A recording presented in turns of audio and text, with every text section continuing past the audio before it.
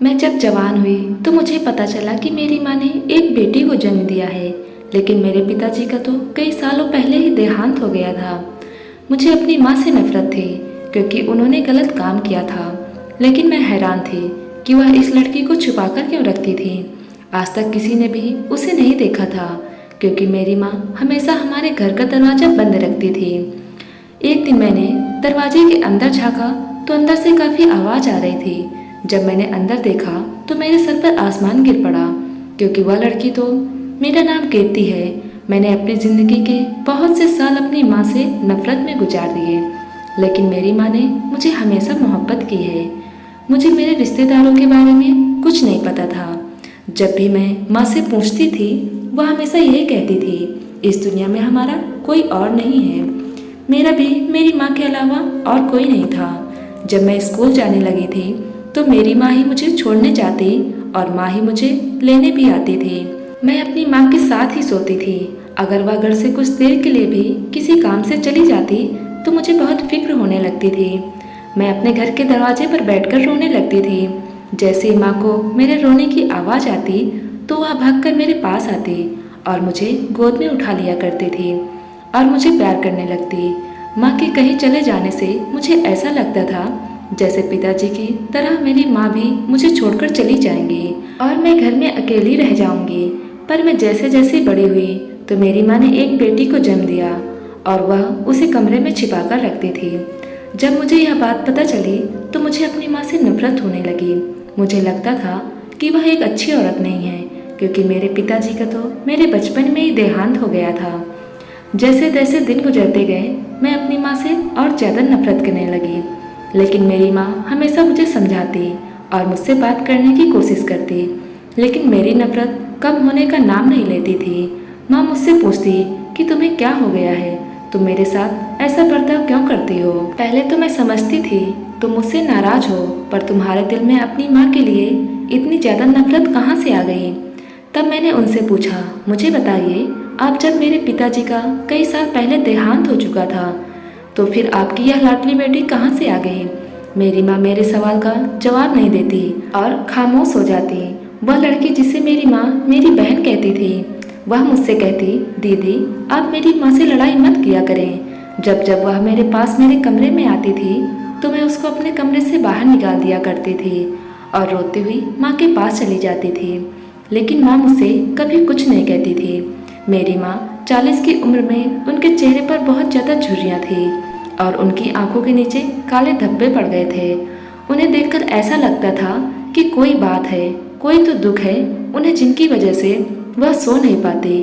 मैं यही सोचती थी, शायद उन्होंने जो पाप किया है यह उसी का असर है, इसी वजह से शायद उन्हें अपने किए पर पछतावा हो।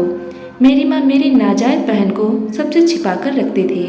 अगर कोई दरवाज़ा खटखटाता तो सबसे पहले बहन को कमरे में छिपा देती, फिर दरवाज़ा खोलती। यह सब देखकर मुझे बहुत गुस्सा आती थी। एक दिन मेरी माँ मेरे पास आई और मुझसे कहने लगी, तुम दोपहर को तैयार हो जाना, तुम्हें लड़के वाले देखने आ रहे हैं और वह लोग बहुत अच्छे हैं। मैंने उनकी बात का कोई जवाब नहीं दिया और अपने कमरे में चली गई। दोपहर को जब लोग हमारे घर आए तो माँ मेरे कमरे में आई, लेकिन मैं तैयार नहीं हुई थी। माँ मुझसे कहने लगी, तुम अभी तक तैयार नहीं हुई, वह लोग आ चुके हैं। मैंने कहा, आप मेरी फिक्र नहीं करें, मुझे अभी शादी नहीं करनी, आप अपनी लाडली बेटी की शादी कर दें जिसको आपने सबसे छिपा कर रखा है। माँ ने मेरे मुंह पर हाथ रख दिया और कहने लगी, भगवान के लिए चुप कर जाओ, हल्के बोलो, किसी को मत बताना कि तुम्हारी कोई बहन भी है। मैंने भी उनसे कहा कि कब तक आखिर आप अपने इस गुनाह को छिपाएंगी, कभी न कभी तो सबको इस बारे में पता चल ही जाएगा। तब मेरी माँ ने कहा कि मैं यह शहर छोड़कर यहाँ से चली जाऊँगी। खैर अब तो उनकी बेटी भी जवान हो गई थी। जब एक दिन मैंने किसी काम से उनके कमरे का दरवाज़ा खोला तो अंदर से मेरी माँ की आवाज़ आ रही थी। मैंने छुपकर अंदर झाँका तो मेरी सांसें रुक गईं क्योंकि मेरी माँ उस मासूम लड़की के साथ बैठी रो रही थी और मैं उनकी बातें सुन रही थी, और जो बातें वह कर रही थी उसे सुनकर तो मेरे पैरों तले से ज़मीन निकल गई। मुझसे अपनी माँ को रोता हुआ नहीं देखा जा रहा था। मैं झट से अपनी माँ के पास गई। मैंने कहा, आप अभी क्या बात कर रही थी, आप मुझे सच क्यों नहीं बता देती। मेरी माँ ने कहा, मैंने वादा किया था कि मैं कभी किसी को भी यह सच नहीं बताऊंगी, पर तुम्हारी नफरत अब मुझसे सही नहीं जाती। मैं क्या करूं? मैं अपनी एक बेटी की खातिर दूसरी को खुद से दूर कर रही हूँ, पर अब मुझसे यह दुख सहा नहीं जाता। मैं नहीं चाहती कि कल को मेरे मरने के बाद भी तुम मुझसे नफरत करती रहो। तुम अपनी माँ को कभी भी खुशी से याद नहीं करो। तुम तो मुझसे इतनी नफरत करने लगी हो कि बात भी ठीक से नहीं करती। तुम्हें लगता है कि तुम्हारी माँ ने कोई पाप किया है, पर ऐसा नहीं है। आज मैं तुम्हें सारी सच्चाई बता देना चाहती हूँ। अपनी माँ के पास जाकर बैठ गई और उनकी बात सुनने लगी। मेरी माँ ने मुझे बताया हम 5 बहनें थे और हमारा एक भाई था। मेरी सबसे बड़ी बहन जवानी में ही विधवा होकर घर वापस आकर बैठ गई थी। मेरी माँ ने इस बात का बहुत ज़्यादा सदमा लिया और बिस्तर पकड़ लिया। मेरे बाबा खेतों में काम करते थे। हम लोग एक छोटे से गांव में रहते थे। हमारे गांव के हालात बहुत ख़राब थे। वहाँ के सारे लोग मजदूरी करके ही अपना गुजारा करते थे। बस 2-3 ही लोग थे जो अमीर थे, लेकिन उनके पास इतना बड़ा दिल नहीं था कि वह किसी की मदद कर सकें। वह सिर्फ अपने बारे में ही सोचते थे। हमारा भाई सब बहनों में सबसे छोटा था। बाबा ने उसके स्कूल भेजना शुरू कर दिया। हमारा सबसे छोटा भाई और छोटी बहन दोनों स्कूल जाने लगे। बाबा ने कहा कि और बच्चे तो पैसों की वजह से नहीं पढ़ सके। हो सकता है कि यह दोनों ही पढ़ लिख कर कुछ बन जाएं और इन्हीं की बदौलत हमारे दिन बदल जाएं। हम सब बहनें घर पर सिलाई करते थे। उससे भी थोड़े बहुत पैसे मिलते थे जो घर के राशन पानी में ही खर्च हो जाते थे। और जिनके घर की औरतों के हम कपड़े सीते थे वह हमें ज़्यादा पैसे नहीं देते थे, लेकिन हम मजबूर थे। उनसे अगर कुछ कहते तो वह पैसे भी हाथ से चले जाते। पता नहीं भगवान ने उन लोगों को इतना छोटा दिल क्यों दिया था। वो लोग किसी गरीब की मजबूरी नहीं समझते थे। उनके दिल में कभी ख्याल नहीं आता था कि हम लोग कितने मजबूर हैं। मेरी माँ बहुत ज़्यादा बीमार रहने लगी थी। मेरी दीदी ने कहा कि बाबा किसी से कर्ज लेकर माँ को शहर के अच्छे बड़े डॉक्टर से इलाज करवा लेते हैं। हमसे दिन रात अपनी माँ का तड़पना नहीं देखा जाता। बाबा ने कहा मैं भी क्या करूँ, मैं रोज़ बहुत ज़्यादा मेहनत करता हूँ, लेकिन जिन लोगों के पास मैं काम करता हूँ बहुत जालिम लोग हैं। मेरी छोटी सी गलती पर भी पैसे काट लेते हैं। अगर हम तुम्हारी माँ को शहर लेकर बड़े डॉक्टर को दिखा भी दें तो पहले तो रिपोर्ट करवाएंगे, उसी में ही हमारे हजारों रुपए खर्च हो जाएंगे। फिर आगे इलाज के लिए पैसे कहाँ से आएंगे? अभी तो पुराना कर्जा भी नहीं चुकाया है, और कौन हम गरीबों को उधार देगा? मैं खुद बहुत ज़्यादा परेशान हूँ। जहाँ भी देखता हूँ हर तरफ रास्ता बंद नजर आता है। मेरी माँ को बहुत ज़्यादा दर्द होता है और वह रोने लगती है। मेरी बहनों की भी शादी की उम्र हो रही थी। बाबा और मैं बहुत ज़्यादा परेशान थे। एक दिन मैंने कहा इस घर को गिरवी रखकर पैसे ले लो, किसी तरह बेटियों का फर्ज तो अदा करें। शादी के बाद हम थोड़े थोड़े पैसे वापस कर देंगे। हमने बाबा को अपना घर गिरवी रखने के लिए मना लिया और उन्होंने हमारी बात मान ली और घर को गिरवी रख दिया। बाबा पैसे लेकर घर वापस आ रहे थे। गर्मियों के दिन थे, धूप बहुत तेज थी। बाबा भूखे प्यासे थे और रास्ते में उनको चक्कर आ गए और वहीं पर गिर गए। कुछ लोग उन्हें घर पर लेकर आए। जब उन्हें होश आया तो उनके पास पैसे नहीं थे। यह देखकर बाबा बहुत ज़्यादा परेशान हुए और रोने लगे। जब हमने बाबा से पूछा तो उन्होंने हमें पूरी बात बताई। हम लोग भी उनकी बात सुनकर रोने लगे, क्योंकि हमारे पास हमारा घर ही था, वह भी बाबा ने गिरवी रख दिया था और उसके पैसे भी चोरी हो चुके थे। ऐसा लग रहा था कि अब हमारी सांसें रुक जाएंगी। माँ की तबीयत भी दिन ब दिन खराब होती जा रही थी। हम उन्हें सरकारी हॉस्पिटल में लेकर गए, लेकिन वहाँ तो कोई भी बात सुनने के लिए तैयार ही नहीं था।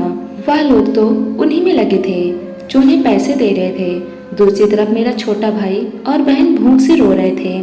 हमने सुबह से कुछ भी नहीं खाया था। बाबा भी रोते हुए बाहर निकल गए। कुछ देर बाद जब मैं उन्हें बाहर देखने गई तो वह लोगों के सामने हाथ फैलाकर भीख मांग रहे थे। मैं उन्हें देखकर वहीं पर बैठ गई और रोने लगी। मेरी सबसे छोटी बहन मुझसे कहने लगी, दीदी परेशान ना हो, मैं अपने दोस्त से बात की है, उसका भाई बहुत अच्छा है और उसने मुझसे वादा किया है कि वह मुझे काम देगा। वह बहुत ज़्यादा अमीर है, उनके पास बहुत से पैसे हैं। वह मुझ जैसी बहुत लड़कियों को काम दिलवाते हैं। उन्होंने मुझसे कहा है कि मैं बहुत खूबसूरत दिखती हूँ, अगर मैं चाहूँ तो मैं मॉडल बन सकती हूँ। फिर मैं टीवी में आऊँगी और यहाँ से दूसरे शहर जाकर भी मॉडलिंग करूँगी। दीदी ने मेरी बात सुनी तो मुझसे कहने लगी, बस करो, अभी तुम इतनी छोटी हो और यह तुम कैसी बातें कर रही हो। हम लोगों को भूखा मरना मंजूर है, लेकिन तुम्हें कभी भी कोई गलत काम नहीं करने देंगे। मैंने सुना है जो लोग यह काम करते हैं उनके अंजाम बहुत बड़ा होता है, और कोई भी बिना किसी मतलब के किसी गरीब लड़की की मदद नहीं करता और ना ही उसको कोई काम देता है। बहुत कुछ उसे बर्दाश्त करना पड़ता है। यह सब कुछ इतना आसान नहीं होता जितना तुम सोच रही हो। मेरी छोटी बहन कहने लगी, दीदी अब मुझे यह सब सहा नहीं जाता। मेरे साथ जो होना है हो जाए, मेरी जिंदगी चाहे किसी भी मोड़ पर चली जाए, लेकिन मैं तुम लोगों को इस हालत में नहीं देख सकती। वह सामने देख रही थी हमारे बाबा कितने मजबूर और लाचार हैं और लोगों के सामने हाथ फैलाकर भीख मांग रहे हैं, सिर्फ 2 रोटियों के लिए, ताकि हम लोग कुछ खा सकें। मेरी माँ का इलाज हो जाए, भीख मांगने से अच्छा है कि मैं अपने घर वालों की खातिर अपनी ज़िंदगी बर्बाद कर दूँ। मैंने अपनी छोटी बहन को बहुत समझाया, पर वह मेरी बात नहीं मानी। वह कह रही थी, मैं तुम सबको इस हाल से निकाल कर ही मरूंगी। अगर हम इसी हाल में हमेशा रहेंगे तो कभी भी किसी की शादी नहीं हो पाएगी। हम सब बहनें ऐसे ही तड़प तड़प कर मर जाएंगे और हमारा भाई बड़े होकर खुद शादी कर लेगा। वह नहीं देखेगा उसकी बहनों ने उसके खातिर क्या कुछ नहीं किया। मर्द बहुत होशियार होते हैं। अगर बाबा ने भी अपनी हालत के बारे में सोचा होता तो वह कभी भी 1 से ज़्यादा संतान नहीं करते। जब तक माँ की तबीयत ठीक रही, वह बाबा के साथ काम में उनका हाथ बढ़ाते थे। अब हम लोग काम करते हैं तो लोग हमें ऐसी नज़रों से देखते हैं जैसे वह हमें खा जाएंगे। लोगों को हमारी मजबूरी क्यों नहीं नजर आती। तभी डॉक्टर ने आकर कहा कि आपको अभी 25,000 रुपये जमा करने होंगे, वरना आपकी माँ की जान जा सकती है। इतने पैसे सुनकर तो बाबा ने अपने सीने पर हाथ रख लिया और वहीं पर बैठ गए। कुछ देर बाद बाबा बोले, चलो हम घर चलते हैं, तुम्हारी माँ को यहीं छोड़ देते हैं। जब तुम्हारी माँ मर जाएगी तो यह लोग खुद घर पहुँचा देंगे।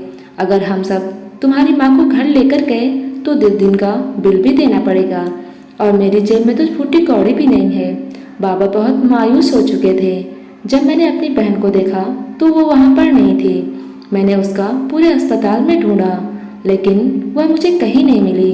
मैंने अपने भाई से पूछा तो उसने मुझे बताया कि गीता दीदी कह रही थी कि बाबा को लेकर कहीं मत जाना, मैं पैसे लेकर आ रही हूँ। उसकी बात सुनकर मैं बहुत ज़्यादा डर गई थी।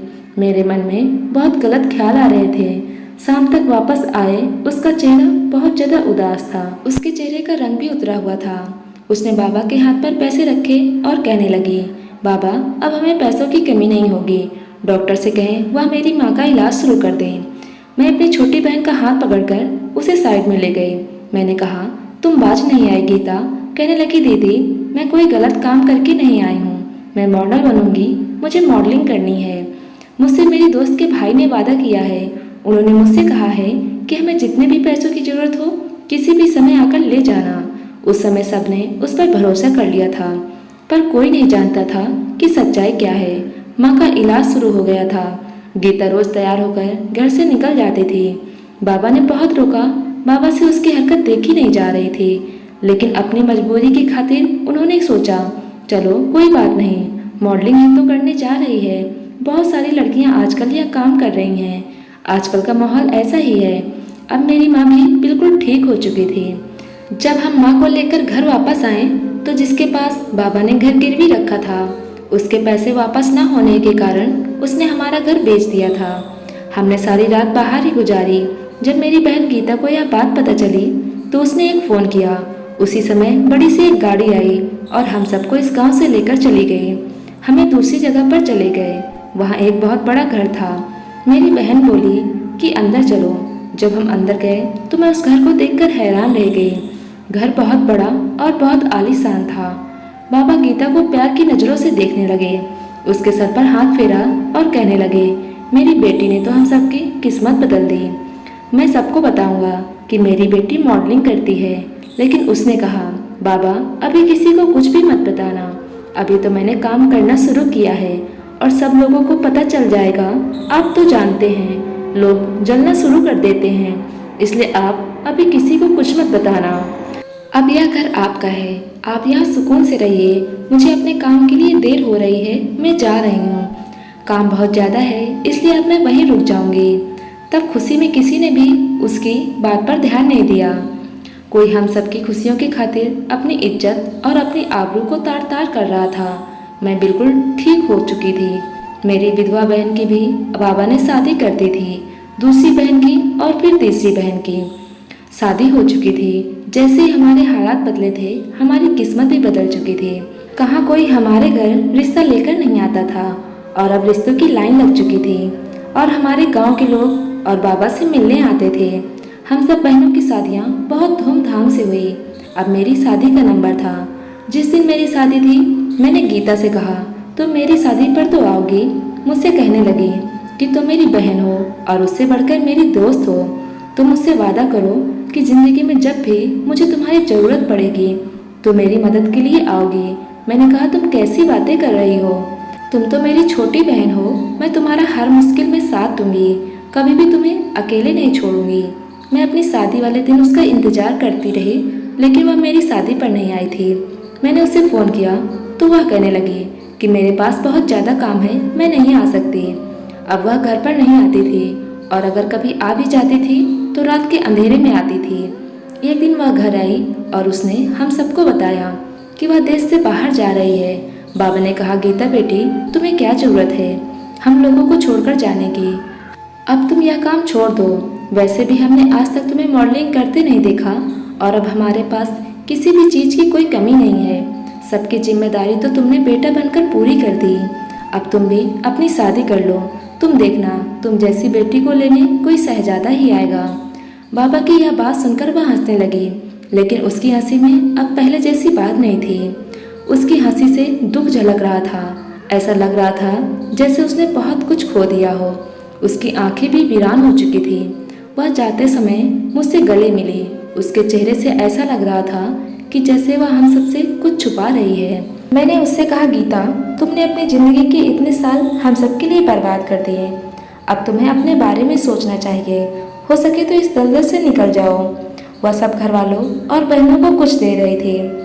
उसने सब बहनों के अकाउंट में खुलवा दिए थे। हर महीने सबके अकाउंट में थोड़े थोड़े पैसे डाल दिया करती थी।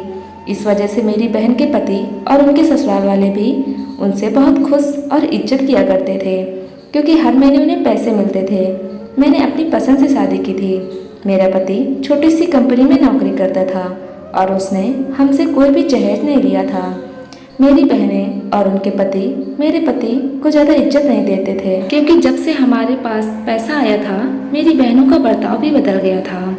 गीता ने मुझसे कहा, दीदी तुम्हें कुछ चाहिए तो नहीं? मैंने उससे कहा, मुझे अपनी वही बहन चाहिए जो छोटी छोटी बातों पर खुलकर हंसती थी। अब तो तुम्हें मुस्कुराते देखे हुए जमाना हो गया। उसके बाद वह हम सबको अलविदा कहकर चली गई। जाते जाते वह माँ और पापा को कुछ कागजात और एटीएम कार्ड देकर गई थी, ताकि उनको कभी पैसों की ज़रूरत पड़े तो वह निकाल लें। कभी भी उसे किसी ने नहीं पूछा कि वह इतना पैसा कहाँ से लेकर आती है। जब कभी मैं उससे पूछती तो मेरे घर वाले कहते, तुम अपनी बहन पर शक कर रही हो। इसने तुम्हें उस गरीबी वाली ज़िंदगी से निकालकर दुनिया के सारे आराम दिए। मैं अपनी ससुराल गई तो मैं थोड़ी परेशान थी। मेरे पति ने मुझसे कहा, तुम परेशान क्यों होती हो? हर इंसान अपने किए का खुद जिम्मेदार होता है। मैंने उनसे कहा, आपकी कोई बहन नहीं है ना? मगर होती तो आप ऐसी बातें नहीं करते। आप नहीं जानते, अपने बहन भाई को एक ऐसे दलदल में फंसता देखकर बहुत तकलीफ होती है। यहाँ से सिवाय मौत के उन्हें कोई नहीं निकाल सकता। बहुत साल हो गए थे और मैं गीता का इंतजार करने लगी, लेकिन वह नहीं आई और मेरे घर में बेटी पैदा हुई। मैंने उसका नाम सुमति रखा था। कुछ सालों बाद मेरी माँ का देहांत हो गया। वह अपनी बेटी गीता का इंतजार करती रही। किसी को कुछ नहीं पता था कि वह कहाँ काम करती है। एक दिन हमें खबर मिली कि गीता का एक्सीडेंट हो गया है और वह मर गई, पर मेरा दिल नहीं मान रहा था। हमेशा यही लगता था कि वह जिंदा है। माँ के देहांत के कुछ दिनों के बाद मेरे पति का भी देहांत हो गया। मेरे नसीब में शायद कम खुशियाँ लिखी थी। रोटी से सस्ते महीने सालों में बदलते गए और जब मेरी बेटी 20 साल की हुई तो एक दिन मेरी बहन गीता का फ़ोन आया। इतने सालों बाद उसने फ़ोन किया तो मैं भाग भाग कर उससे मिलने गई। वह अस्पताल में थी। वह मेरे गले लगकर बहुत ज़्यादा रोई। उसकी बेटी पैदा हुई थी। वह बहुत कमज़ोर हो चुकी थी। मुझे ऐसा लग रहा था कि वह मेरी बहन गीता नहीं बल्कि कोई दूसरी औरत है। उसका आधा चेहरा जल चुका था। मैंने उससे पूछा, गीता यह सब कुछ क्या है? तुमने शादी कर ली और मुझे बताया भी नहीं। तुम जिंदा हो तो लोग क्यों कहते हैं कि तुम मर चुकी हो? वह अपने हाथों को देखने लगी और मुझसे कहने लगी, दीदी मैंने जानबूझकर इस रास्ते को चुना था। अपनी जिंदगी की कुर्बानी मैंने खुद अपनी मर्जी से दी थी। कोई नहीं जानता था कि मैं क्या काम करती हूँ। उन दिनों मुझे मेरी माँ उस हालत में नहीं देखी जा रही थी। अपने छोटे भाई बहनों की रोटी के लिए रोता भी लगता नहीं देख सकती थी। जब मैं अपने दोस्त के भाई के पास गई तो उसने मुझे ऑफर दी मॉडलिंग करने की। उसने मुझसे कहा कि उसे पहले तुम्हारी एक्टिंग भी तो देखनी है। मैंने उससे कहा कि जल्दी बताइए मुझे क्या करना होगा, क्योंकि मुझे हॉस्पिटल पैसे लेकर जाने हैं। उसने मुझसे कहा कि अगर तुम्हें इतनी जल्दी है तो यह लो पैसे। मेरे पैसे लेकर हॉस्पिटल आ गई, लेकिन उसने पैसे देने से पहले जो बात मुझसे कही थी, दुनिया के सारे मर्दों से मेरा भरोसा उठ गया था। आपने सही कहा था, कोई भी बिना किसी लालच के किसी की मदद नहीं करता, और गरीब लड़की की तो बिल्कुल भी नहीं। फिर जब उसका मुझसे दिल भर गया तो उसने मुझे एक कोठे पर बेच दिया। वहाँ जाकर मुझे पता चला यह कितनी मासूम लड़कियों को अपना शिकार बना चुका है। और फिर मैं सब कुछ सहती रही। समय गुजरता रहा, लाखों मिलते गए, मेरे पास तो कुछ भी नहीं रहा। इज्जत की जिंदगी क्या गुजरती है, इसलिए मैंने सोचा कभी अपने घर वालों को कुछ नहीं बताऊंगी। तुम सबकी शादियाँ हो गई। जब मैं तुम सबको खुश देखती थी तो मेरा भी दिल करता था कि मेरा एक छोटा सा परिवार हो, पति हो, बच्चे हों। फिर मुझे अपने काम की याद आ जाती थी। अगर मैं अपना काम छोड़ देती तो मेरे माँ बाप बहन भाइयों का क्या होता? कोई भी मेरे घर वालों के बारे में कुछ नहीं जानता था। मैंने कभी किसी से तुम लोगों की बात नहीं की। इसी वजह से मैं कभी किसी के सामने नहीं आई, क्योंकि अक्सर शरीफ मर्द नेक लोगों की भीड़ में छिपे होते हैं और रात के अंधेरे में कोठों पर आते हैं। दिन के उजालों में इतने शरीफ बनकर घूमते हैं। सालों ऐसे गुजर गए। एक दिन कोठे पर एक लड़की आई जो मुझसे बहुत ज़्यादा जलती थी और मेरी जगह लेना चाहती थी। उसे लगता था यह सब कुछ बहुत आसान है। उसने मेरा चेहरा जला दिया। जब उसने मेरा चेहरा जलाया था तो मैं बहुत ज़्यादा तड़प रही थी, लेकिन जब मुझे होश आया तो मुझे अपनी कोई फिक्र नहीं थी, क्योंकि अपनी परवाह तो उन लोगों को होती है जो जीना चाहते हैं, जिनका कोई होता है। फिर जब उन लोगों को मुझे कोई फ़ायदा नहीं मिल रहा था तो उन्होंने मुझे वहाँ से निकाल दिया। जो आदमी मुझे कोठे पर छोड़ गया था उसकी बेटी भी उस कोठे की जीना बनकर बैठ गई थी। इस सब से वह पागल हो गया था। उसने मेरे साथ गलत किया था और न जाने कितनी लड़कियों की ज़िंदगी बर्बाद की थी, जिसके किए की सज़ा उसे मिल गई थी। उसकी बेटी को भी यही काम करना पड़ा। समाज में हर घर में कोई न कोई कहानी मौजूद होती है। किसी के साथ अच्छा होता है, किसी के साथ बुरा, और कुछ खानदान की इज्जत बचाने के लिए इस पर हमेशा के लिए पर्दा डाल दिया करते हैं। शायद मैं उस दिन मर जाती, लेकिन एक आदमी ने मुझे बचा लिया। मैंने उसे अपने बारे में सब कुछ बता दिया तो उसने मुझसे कहा कि क्या तुम मुझसे शादी करोगे? वह भी मेरी तरह हालात का मारा था। मैंने उसे शादी कर ली। उसने मेरे अतीत और मेरे जले हुए चेहरे के साथ अपनाया। मेरी शादी को 2 साल हो गए जब डॉक्टर ने बताया कि मैं माँ बनने वाली हूँ। यह सुनकर ही मैं डरने लगी थी, क्योंकि मुझे लग रहा था अगर कोठे वालों को पता चल गया कि मेरी बेटी हुई है तो वह मुझसे छीन लेंगे।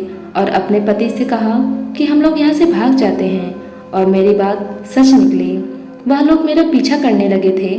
2 महीने पहले मेरे पति का देहांत हो गया।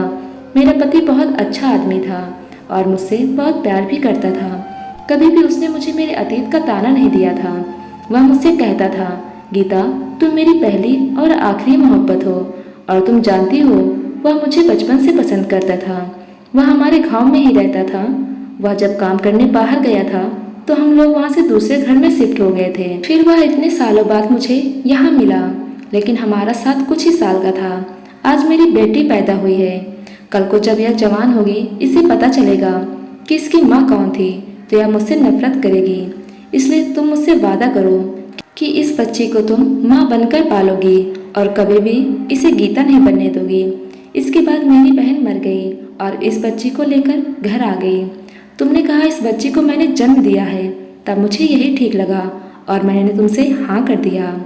इसलिए मैं तुम्हारी नफरत बर्दाश्त करती रही और इस बच्चे को सबसे छुपा कर रखा। मुझे डर था कि कहीं कोई मेरी बहन की निशानी को मुझसे छीन कर न ले जाए। माँ अपनी कहानी सुनाते सुनाते बहुत ज़्यादा रो रही थी। मैं अपनी माँ को क्या समझ रही थी, मैंने अपनी माँ से अपने बर्ताव के लिए माफ़ी मांगी। हमने वह मोहल्ला छोड़ दिया। माँ के कहने पर हम दोनों बहनों ने शादी कर ली और कभी इस राज को कोई नहीं जान सका। मेरी छोटी बहन मेरी मासी की बेटी है, जिसे मैंने हमेशा नाजायज़ समझा था। मेरी माँ का दुख बहुत बड़ा था। उसने अपनी ज़िंदगी में बहुत ज़्यादा तकलीफ बर्दाश्त की थी। हर इंसान की ज़िंदगी में बहुत सी कहानियाँ होती हैं, बहुत से दुख होते हैं जिनको हम जानने की कोशिश नहीं करते, क्योंकि हमें लगता है कि हमारे अपने दुख ही बहुत हैं। औरों के दुख सुनकर क्या होगा, पर हम किसी के लिए कुछ नहीं कर सकते हैं तो कम से कम अपने अल्फाजों से उसे तसल्ली तो दे सकते हैं। हो सकता है कि हमारे चंद अल्फाजों से किसी के आंसू थम जाए, किसी का भला हो जाए और कोई जीना शुरू कर दे। दोस्तों, आपको यह कहानी कैसी लगी कमेंट करके ज़रूर बताएं, और कहानी अच्छी लगी हो तो वीडियो को लाइक करें और चैनल को सब्सक्राइब करें। धन्यवाद।